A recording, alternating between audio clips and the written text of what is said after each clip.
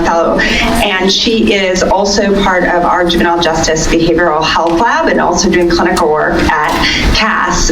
So we're delighted to have you here today presenting for us.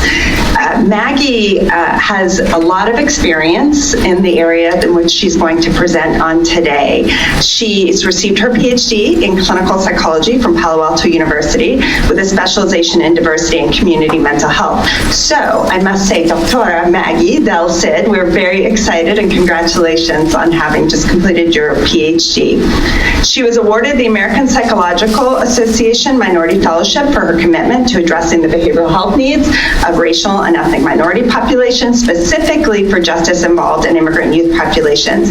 And I can say this first-handedly, she is completely dedicated to reducing mental health disparities through advocacy, culturally responsive care, and community-based and community-engaged research.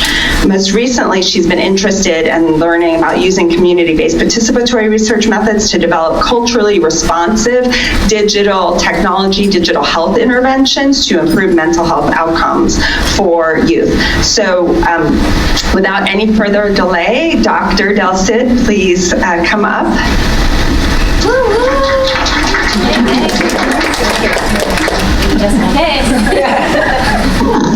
Thank you so much, Marina. That's so great to be here. So I'm hoping today is a bit interesting, and for those unfamiliar with the topic, I hope to really just give a basic overview of cultural humility and how we can use that in our everyday practice to as a way of mitigating behavioral health disparities.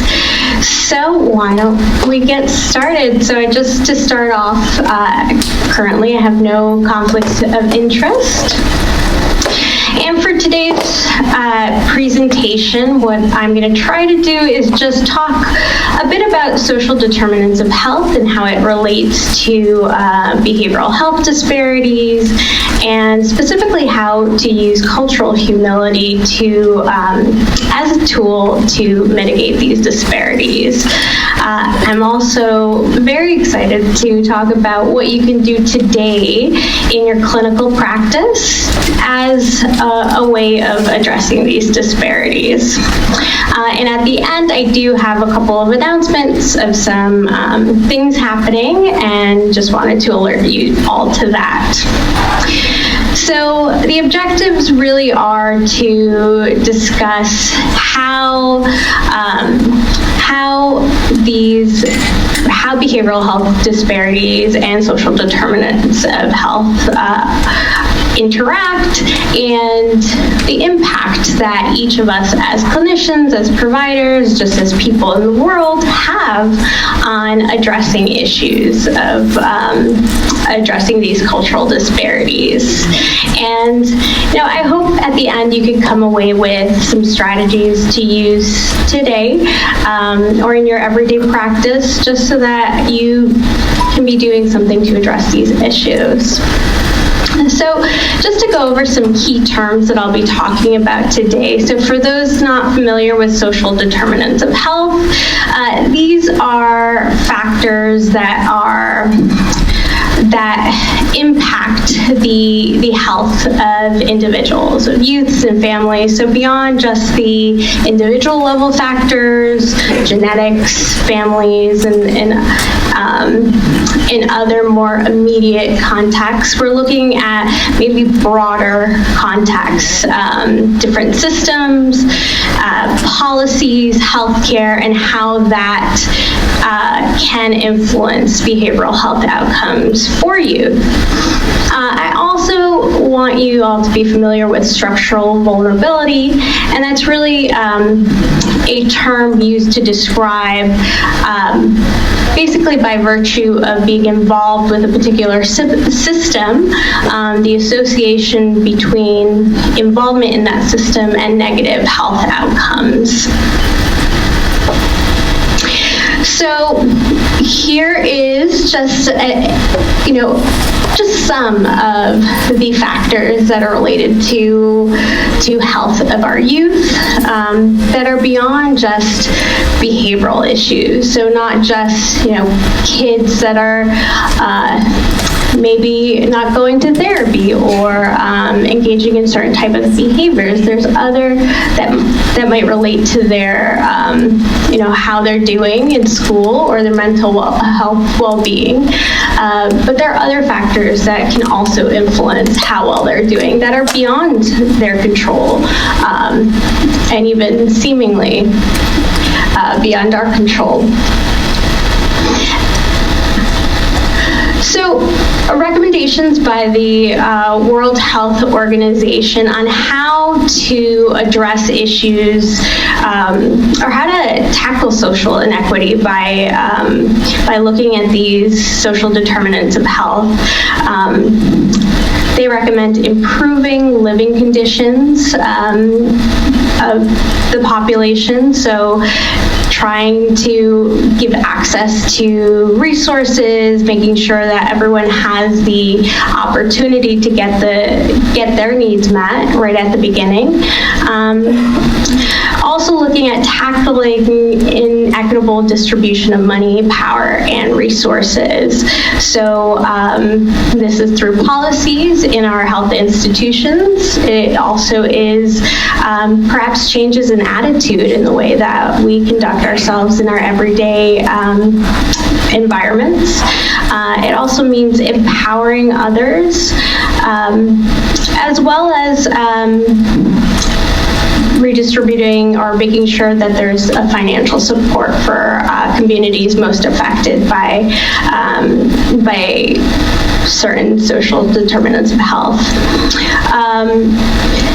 Not only is it important to actually, find ways to address these issues, but it's also important to understand what's happening and really assess, well, what are we doing and what's the impact of our actions on these behavioral health disparities. So it's not just about doing, but we also need to reflect on, well, is what we're doing actually contributing to closing this gap in behavioral health. So my work has really focused on two areas, and that's youth who have been involved with the justice system and youth also involved or who are immigrants. And so the reason why I've focused so much of my work on these populations is just because of the high need. So with justice-involved youth, we do see high rates of sexually transmitted diseases, early pregnancy, medical conditions, high rates of PTSD, as well as substance use, suicidality, behavioral problems, so really a range of issues. And this is in comparison to peers who aren't involved in the justice system. And what I mean by justice involvement too is that, thank you. It's not just those who've been detained, so not those kids that are in the detention facilities, but any sort of contact with the justice system can place these kiddos at risk. And what we know is just by mere involvement with the justice system is that later on we do see poorer health outcomes. We see as adults these kids later have a higher risk of substance use, mortality, worse social functioning.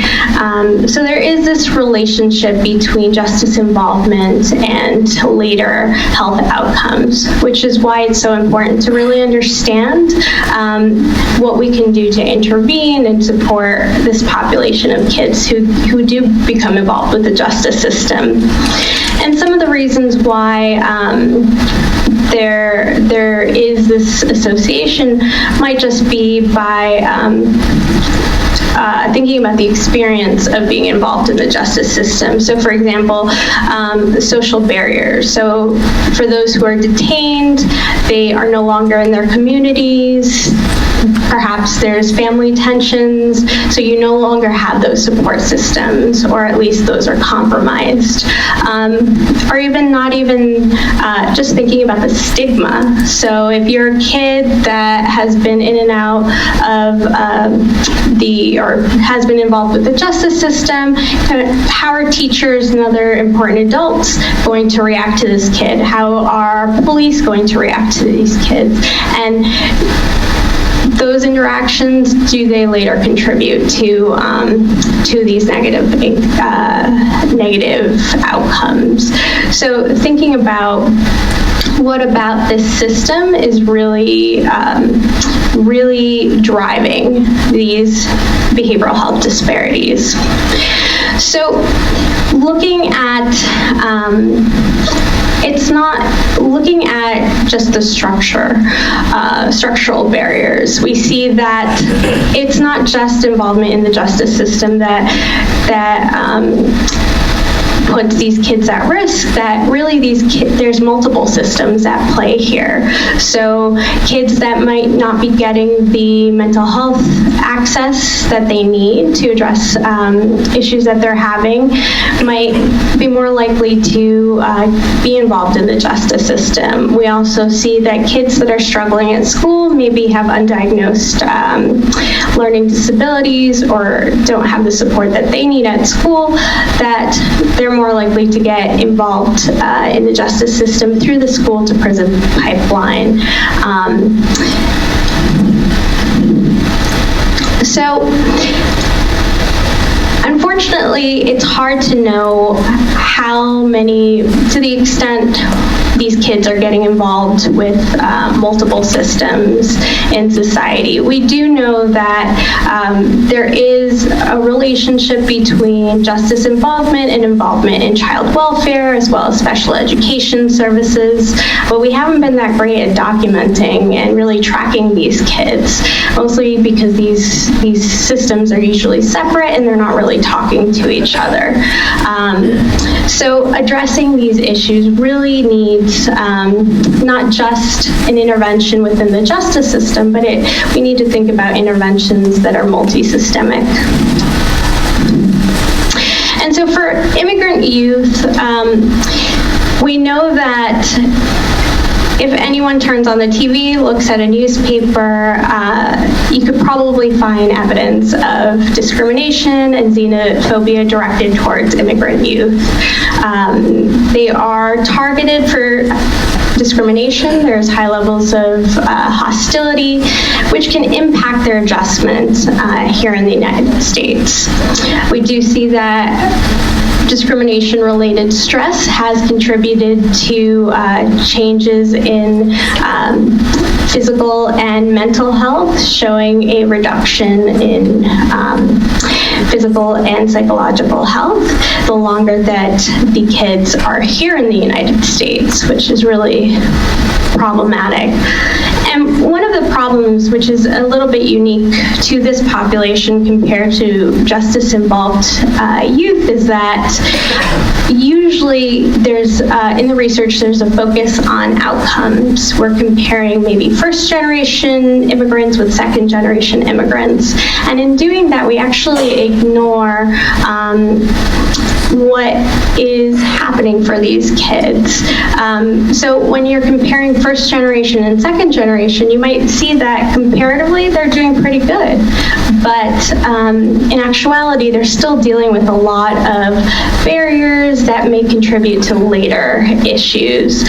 So it's really important when we're looking at this population to understand what are the structural factors that are affecting their well-being and development. And unique to this population, too, is that in addition to experiencing some of the risk factors that, or some of the stressors that other minority populations, other youth of color experience here in the United States, we also see that they're at higher risk because they don't have the resources available to U.S. residents. We also see the added burden of fear of deportation, fear of family separation, and even there's discrimination within the immigrant, between generations of immigrant populations. So those who are, for example, born here in the United States compared to those who are recent immigrants, there might be discrimination based on that. So, so there's different factors that might be contributing to why these kids later on might not be doing so well. And I talked more about what happens after once they've arrived, but really these kids are experiencing so much throughout their life, and are exposed to stress, a significant number of stressors before they migrate, during migration, as well as after once they arrive here in the United States. So even though there might be literature out there on the immigrant paradox saying, hey, they're doing pretty well, all of these risk factors and knowing what we know about the cumulative impact of stressors, I think it warrants us to take a closer look at what's happening and making sure these kids are getting the support that they need. So how are these groups related? And so justice involved youth and immigrant youth, seemingly maybe not really related, but the way that I've looked at it is I use this segmented assimilation framework. So this idea that when immigrants arrive here to the United States, that because of inequities that are present in society, that they assimilate differently. So meaning that for those that have access to more opportunities, you see this upward mobility, they might be able to get higher education, better jobs, more money, but we also see that the more barriers they encounter in society while they're adjusting to their new environment, we see the stagnation or downward assimilation. So, and that's when we see greater problems. And so looking at specifically, my work is focused on the Latinx community. So looking at Latinx immigrants and comparing first generation with later generations of Latinx youth, we do see that as the longer that these kids are here, the longer that these families are here, that overall the community does worse. And it's because they're not seeing the successes of people who look like them and people in their community. Even though there's this expectation to do well, there really isn't the opportunity to actually do well. And that has a negative impact on the entire community.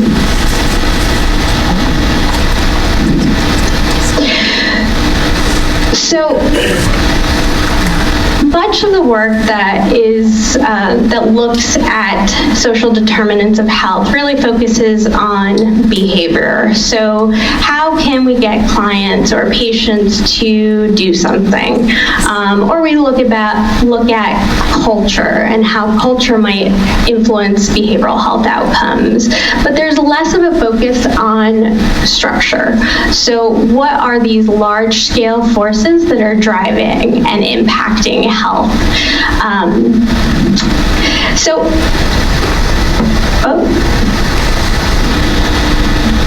There's a little gift there. I guess it didn't come out. But so why is this important? So why does this even matter? Well, what we do know is that structural influences can have a major impact on how well these kids are doing. So my research, I've looked at newcomer Latinx youth in particular. So newcomers are kids that come to the United States and have been living here within the last 5 years. So recent arrivals.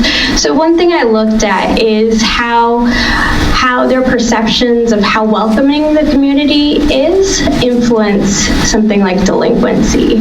And so and this is coming from my dissertation research, it turns out there is a negative association between, these perceptions of welcomeness and delinquency, even, within the first couple of years of arriving in the United States, such that higher levels of perceived negativity within their environment is associated with more endorsed delinquent behaviors. Some of the other research I've looked at is looking at how changes in policy may have an effect on newcomer well-being. So looking at the effect of detention and forced family separation on mental health symptoms of newcomer youth coming from Latin America. So in the analysis, in the research that I've conducted, it was really surprising to see that there wasn't really any relationship between detention or detention duration and symptom severity. But there was a relationship between forced family separation and higher scores on the youth self-report scale on the ACEBA. There's also, I was looking at unaccompanied minor status and to see how that was related to mental health, and there was an association with higher rule breaking. But I want to caution all of you, because that, looking at that information, you might say, okay, well, detention isn't going to have a significant effect. And you really have to look at how the research is done. So, and when it was done, and focus on context, because not all, when you're doing an analysis, you really have to understand what's happening at the moment to really be able to interpret these results. So, for example, with detention, now there's been an increase in family separations. There's been more reports on bad conditions or just, inhumane conditions within these detention facilities. And so it's unclear whether or not the detention facilities that these kids were housed at that point are the same, are similar to those that kids are detained at today. Also, we have to take into consideration that forced family separation, although it's been happening for many years now, there has been, over the last couple of years, there has been an increase in forced family separation. So what impact does that have on these kiddos?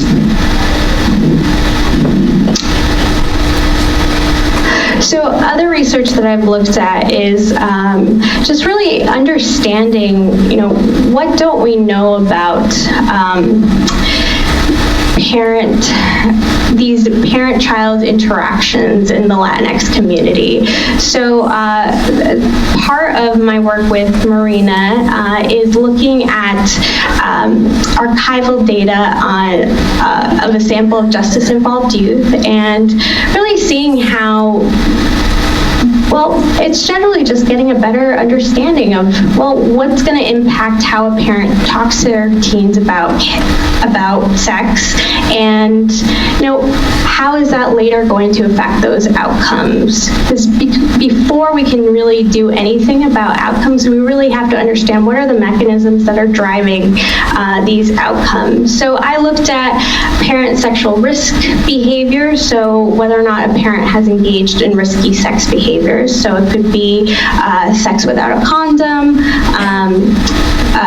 sex under the influence of a substance or drugs or alcohol,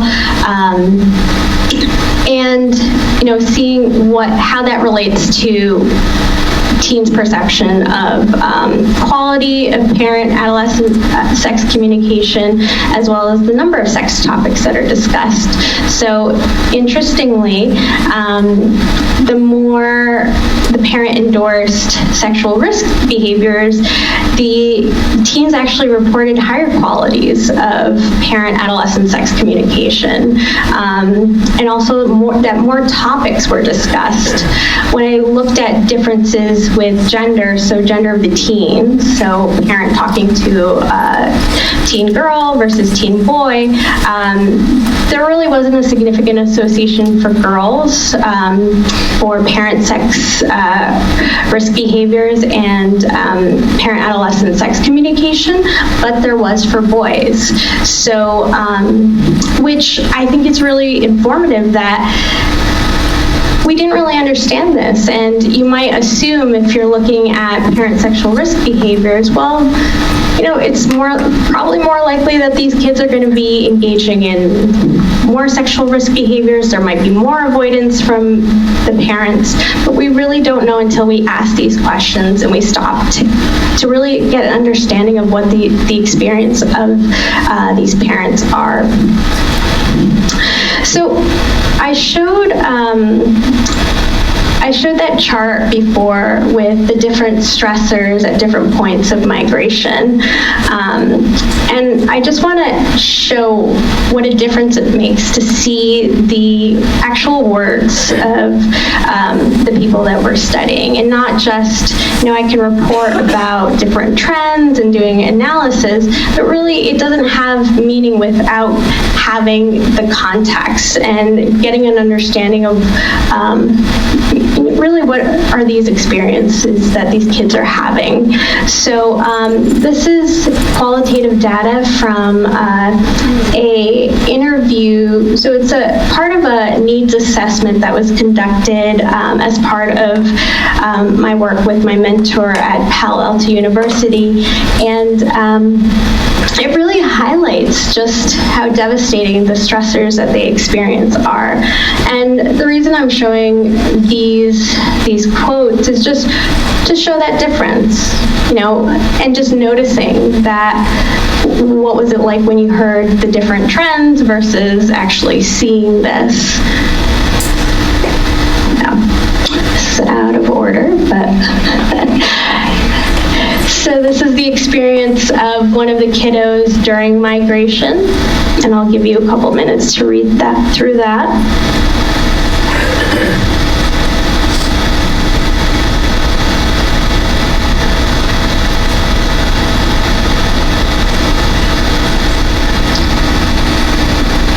A bit longer, and then post-migration.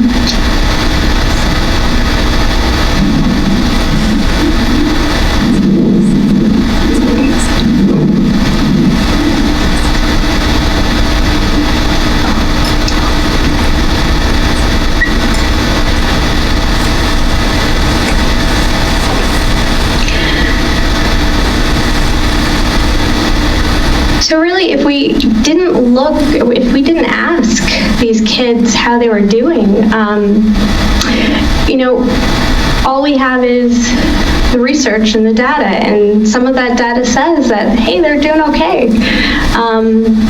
But looking at their actual experiences as clinicians, as those with experience of how this might impact the well-being of a kid, we see that there's definitely risk here and a need to support these kiddos. So what do we do? A lot of negative stuff. So, cultural humility. There's a lot of talk about cultural competence, cultural humility. We have to go through all those trainings, click through them, blah, blah, blah. Sure, it seems, like a burden for us because we're already doing so much, but it really is important, and it actually makes logical sense for us to actually implement the change. So for those not familiar with cultural humility, it's really an approach to cultural responsive care or interactions with populations. So it's being critical of yourself, reflecting on the ways that you hold power and privilege, and addressing power balances that are present, and also engaging in a partnership with the people that we're serving. So definitely a different approach from what you imagine therapy looking like. So you have a doctor who has this power, they make a diagnosis, they're telling you what to do, what the treatment plan is, and the patient's supposed to do that. But here we're actually saying, okay, well, you as an individual have tools. Me as a clinician, I have tools. Let's see what tools best fit your situation, instead of just saying, hey, you have anxiety, CBT works, let's do that. And from what we know is cultural humility can actually have an impact on improving health outcomes. Having this patient-centered care, thinking, really listening to the patients and understanding what their experience is like, bearing witness to those experiences, and also us as clinicians taking action based on what we're hearing. We do notice that there are improvements in health outcomes when we do approach clinical care this way. And you know what? We are very well qualified to take on this approach. We are already very critical thinkers. We analyze things. We've got a lot of power and privilege based on, we're all here in an institution, in a hospital. People are listening to us when we say things. Not always. And we've got so much knowledge. We've got a network. We go to all those conferences and meet people. And even though we might not have the knowledge or currently the resources, we might know people that are able to point us in the right direction. So we are very well qualified to take on a cultural humility approach. The interesting thing is, even though we know that cultural humility can have a big impact on behavioral health outcomes, much of the research and the interventions that we do are really focused on the client. So, they have personal responsibility. How do we get them to do their CBT homework? And we're not looking at other drivers.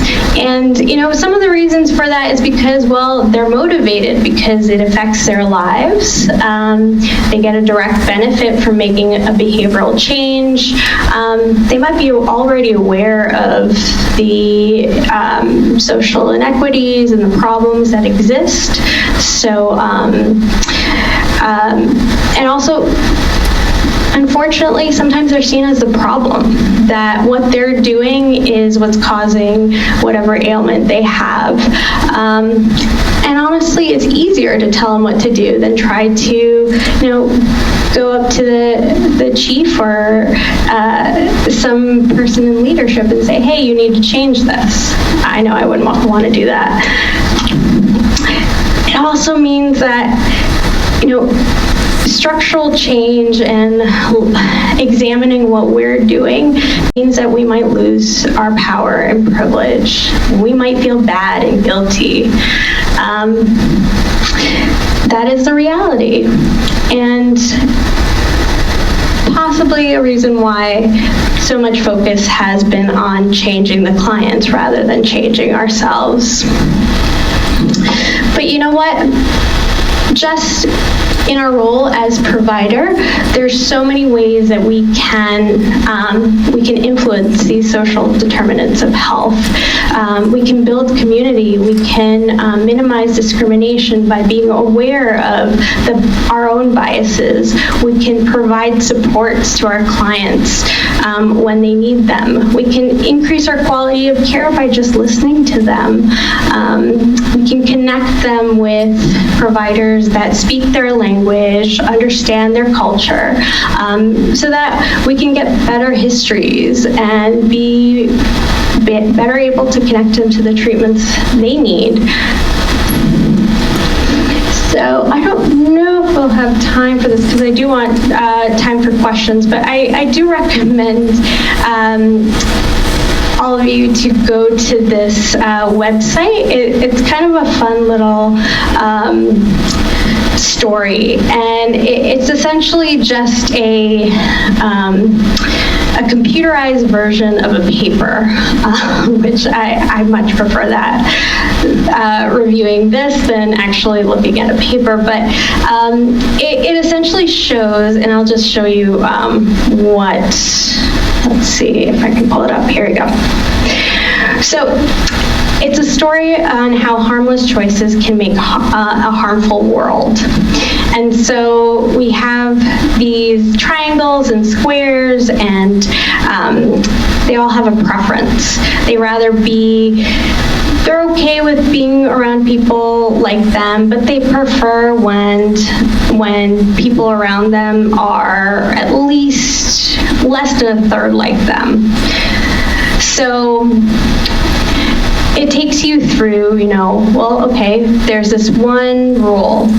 Well, what happens? How do you make these squares and triangles happy in their environment? So you have to move them around, and you start noticing that the more that you move them around,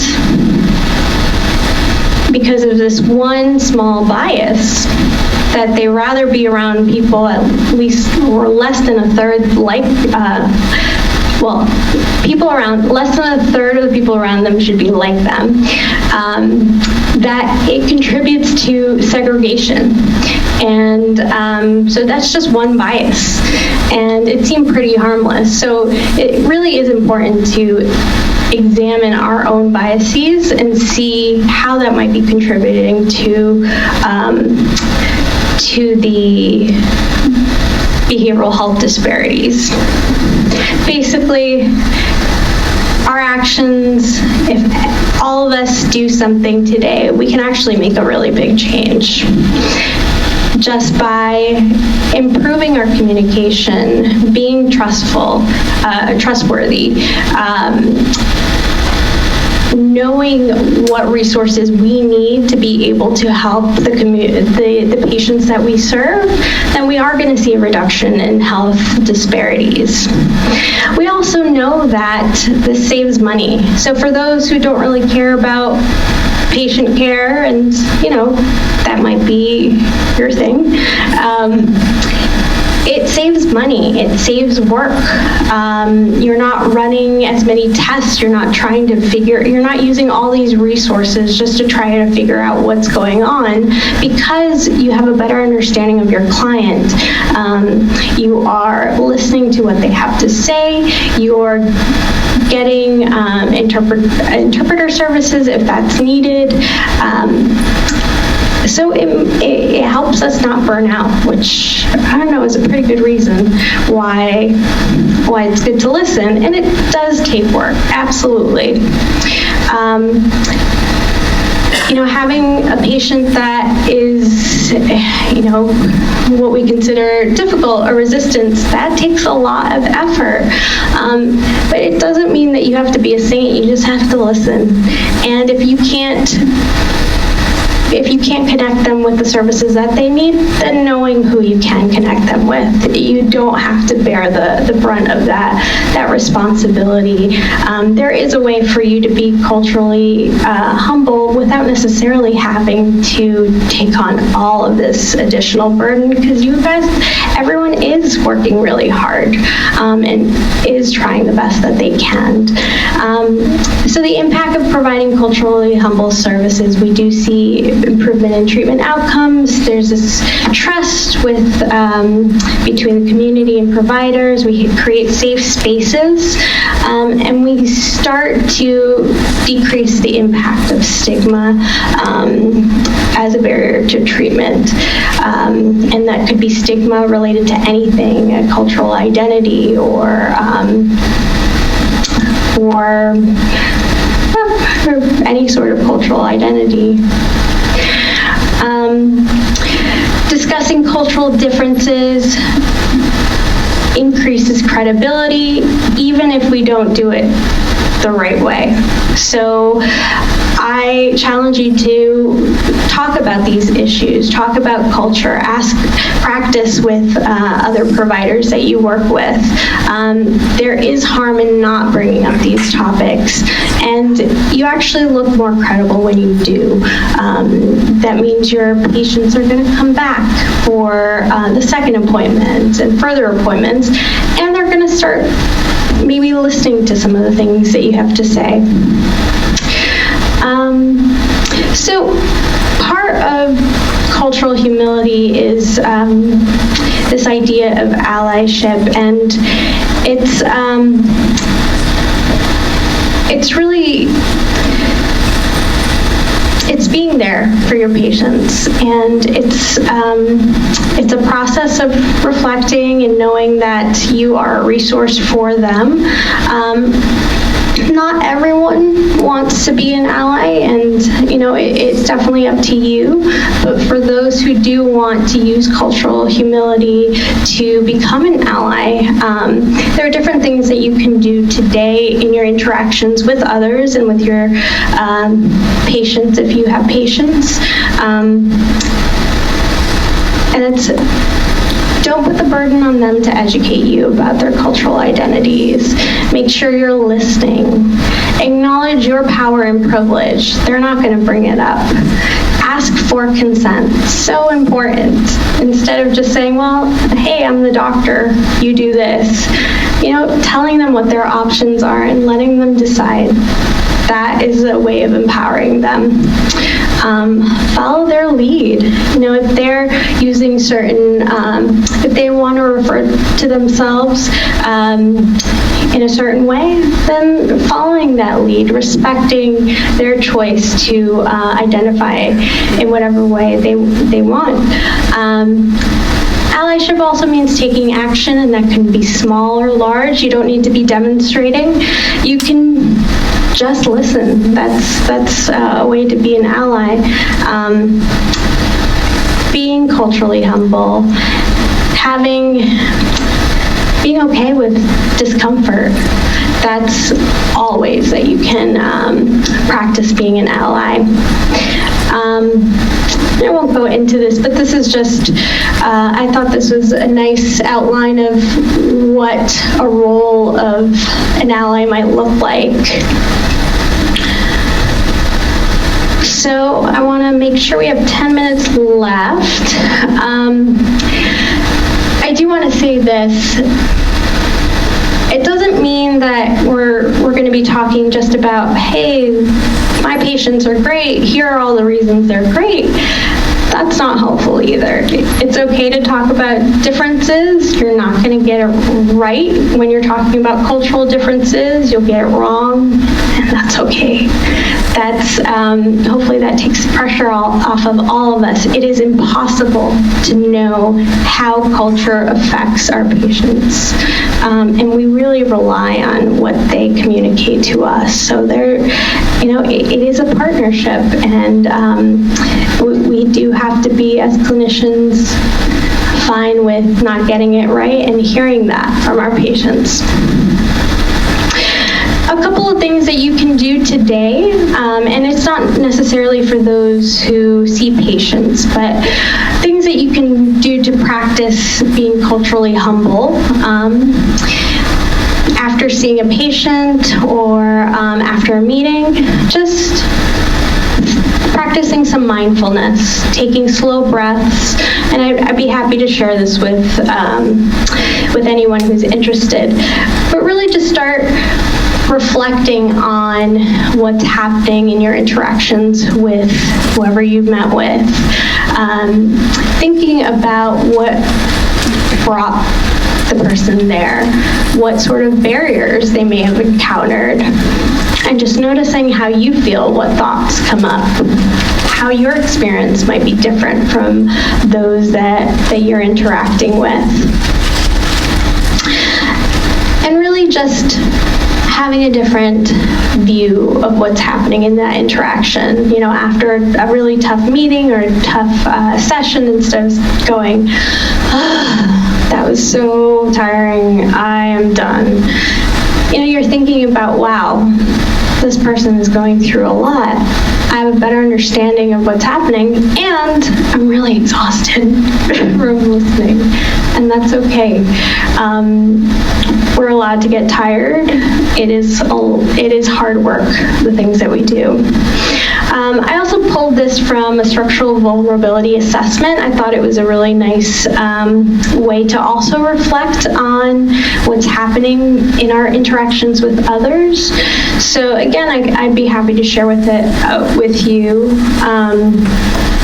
the citation so you can take a look at it, but really it's just thinking about what's happening for you, what's happening for the other person, and you know, structurally, what are you experiencing, and what are your patients experiencing? Some more tips that I'd be happy to share with you, but I do want to get to two questions. So in the words of Kendrick Lamar, be humble. And, you know, and that could be in whichever way that you want, but it is important, and you can make a difference. So as I was saying, I had a couple of announcements to make. I just want you all to be aware that currently there is a proposed rule change proposed by the Department of Justice to collect DNA samples from immigrant detainees. That's without being charged with a crime. So public commentary is open until November 12th. So, you know, if I would suggest reading it. You know, if you have comments, please comment. Just want to make you aware that this is happening. Also, as part of, so I work with Voices Heal, a program here at UCSF which has gendered responsive services. We have a family focus group that's happening November 13th. Please tell your families. They can get gift cards, and we'll have food, so they can register here, and I can email the link out if anyone's interested. All right, and a big thanks to all the people who have helped me along the way, for your support, for your patience, for being there when I make a lot of errors, and yeah, so any questions?